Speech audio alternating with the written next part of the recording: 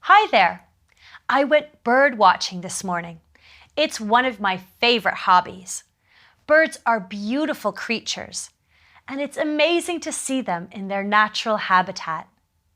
But what makes birds special? Well, that's today's big question. Birds have always inspired writers and poets.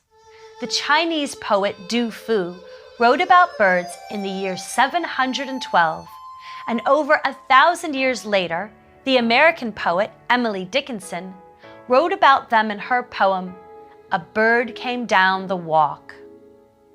Birds also frequently appear in the work of one of the most famous writers of all time, William Shakespeare.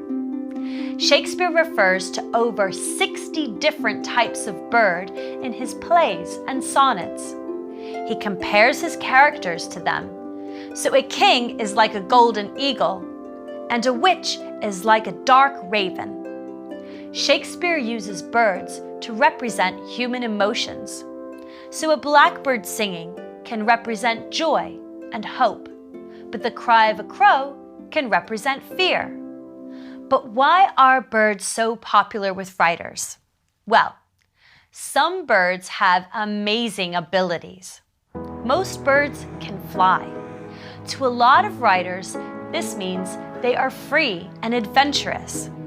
Unlike most people in Shakespeare's time, birds travel thousands of miles. In fact, many birds do this every year.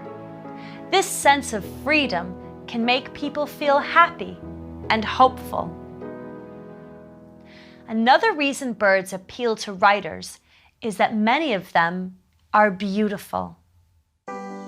Birds like macaws and these pink flamingos are very brightly colored. Some birds, like the peacock, have beautiful tail feathers, and others, like the toucan, have colorful beaks. Birds look the way they do for a variety of reasons.